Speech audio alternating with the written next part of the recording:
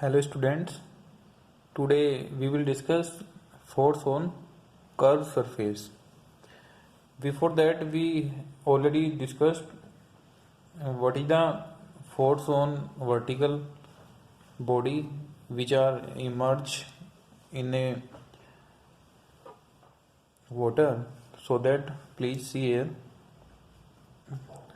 force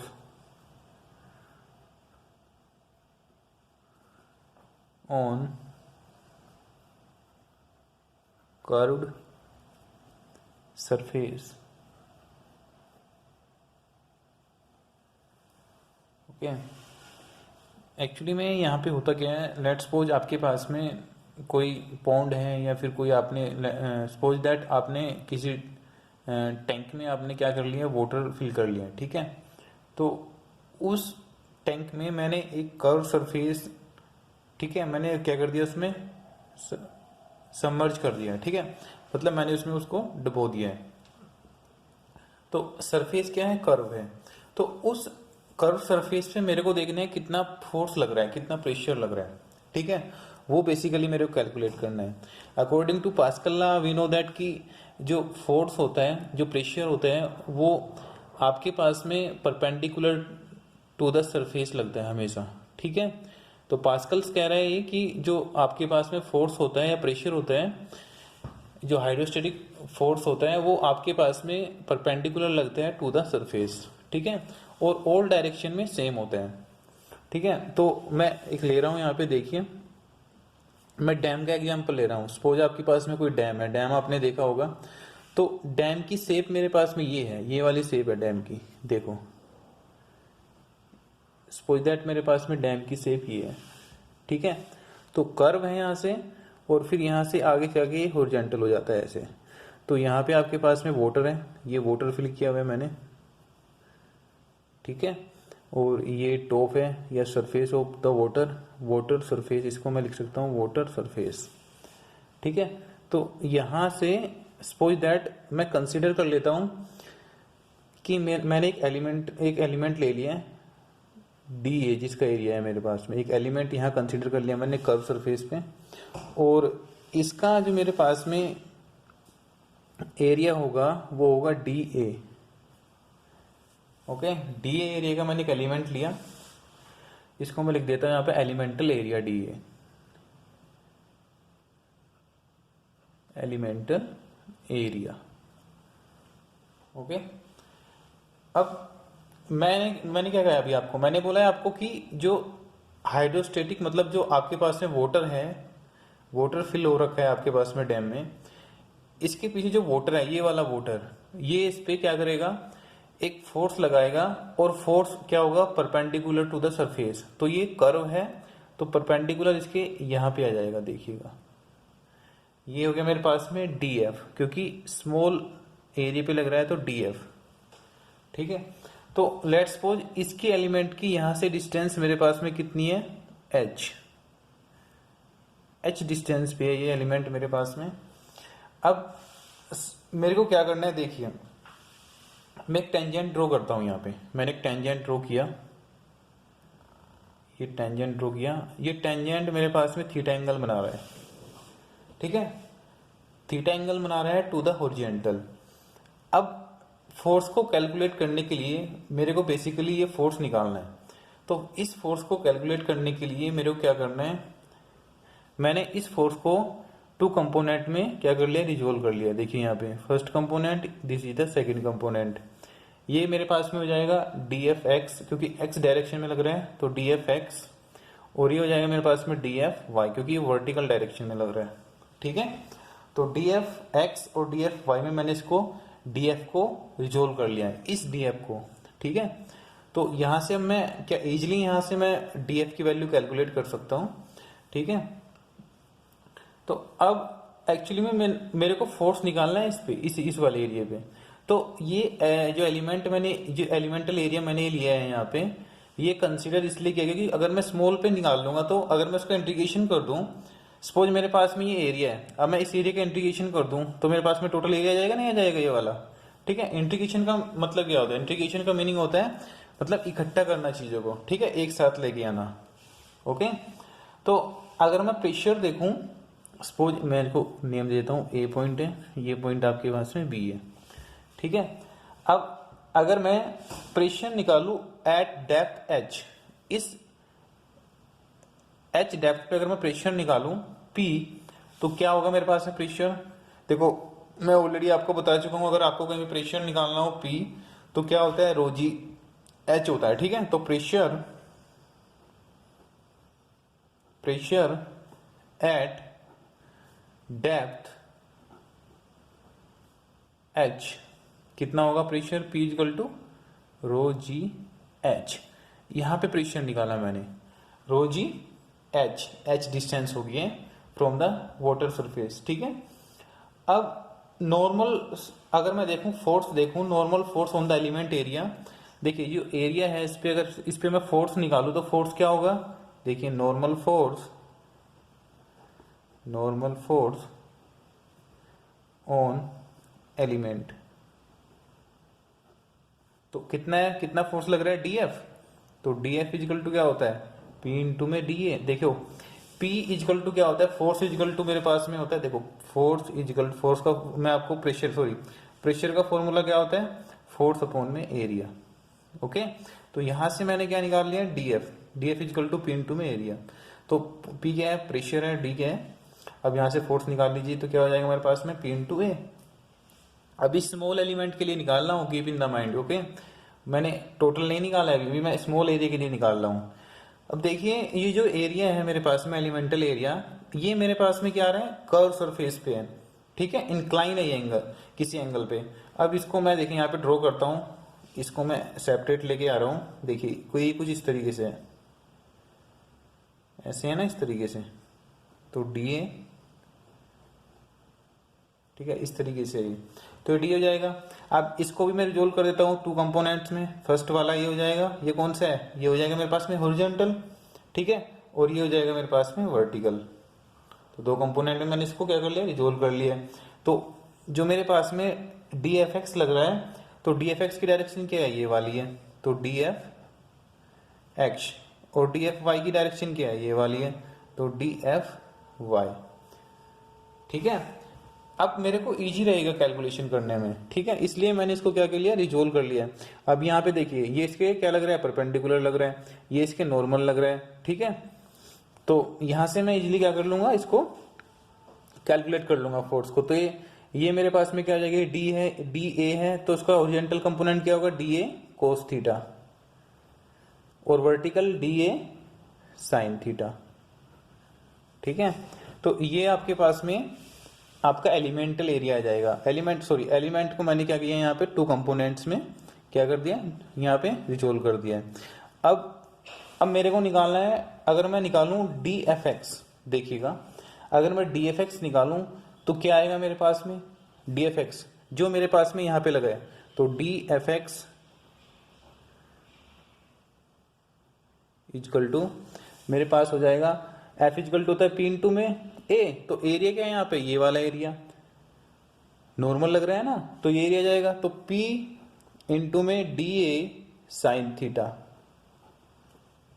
भैया force निकाला है मैंने, ये वाला फोर्स निकाला है मैंने, तो डी एफ फोर्स निकाला मैंने, डी एफ एक्स डायरेक्शन में जो लग रहा है, और कहाँ लग रहा है, इस वाले एरिया पे लग रहा है, ये वाला जो एरिया, ये वाला इसके परपेंडिकुलर लग रहा है, ये ऐसे, ठीक है। तो ये आ जाएगा मेरे पास में पी इंटू में डी एक्स साइन थीटा। अब सेम ऐसे ही मेरे को निकालना है डी एफ वाई, तो पहले से कंप्लीट कर लेता हूं मैं। पी की वैल्यू क्या है, rho g h d A sine theta, ठीक है। तो ये आ जाएगा मेरे पास में। अब सेम ऐसे डी एफ वाई के लिए नहीं मैं निकाल लूंगा, डी एफ वाई कहाँ पे लग रहा है, डी एफ वाई इस वाले एरिया पे लग रहा है, इस वाले पे देखो यहाँ पे। तो ये हो जाएगा मेरे पास में पी इंटू में डी ए कोस थीटा, ठीक है। वही same rho g h d a cos theta. तो आपके पास में डी एफ एक्स और डी एफ वाई की वैल्यू आ गई है। अब ये आ गई है मेरे पास में एलिमेंट के ऊपर। एक एलिमेंट है मेरे पास में, एलिमेंट्री एरिया लिया मैंने, ये वाला देखो, ये वाला एरिया लिया मैंने, ये इस वाले एरिया पे आ रखी है अभी, ठीक है। कंप्लीट जो ये कर्व मेरे को तो कंप्लीट पे निकालना है ना, जो ये कंप्लीट है कर्व एरिया इस पे निकालना है ना, अभी निकाला मैंने यहाँ पे, ठीक है। तो अब इसके बाद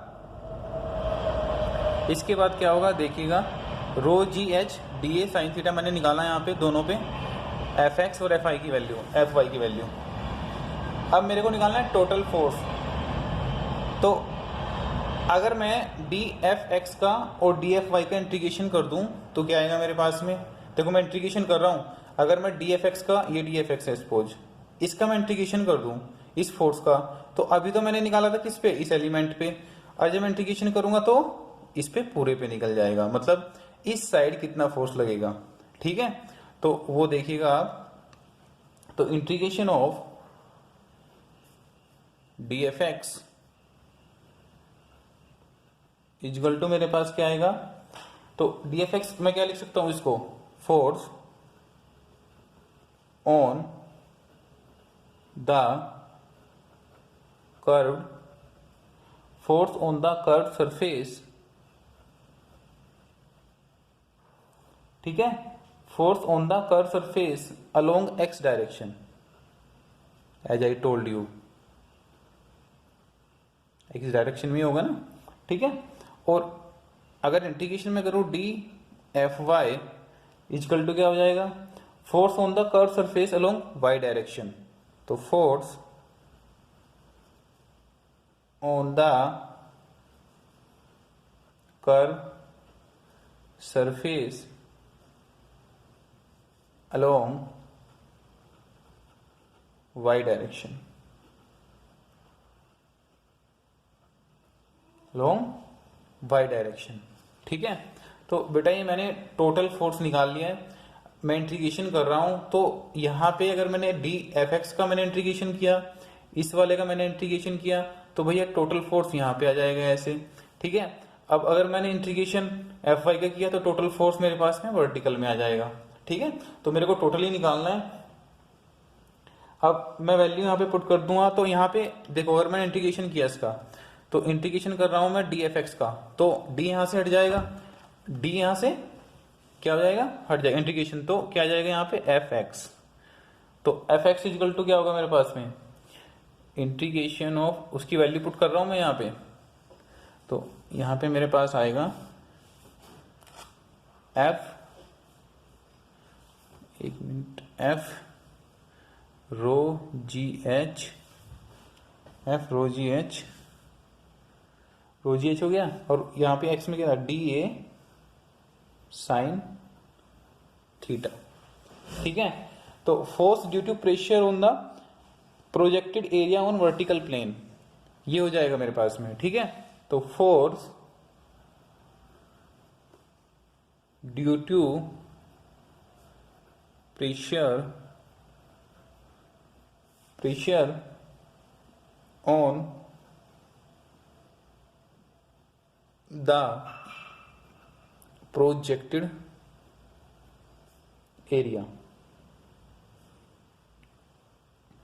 area on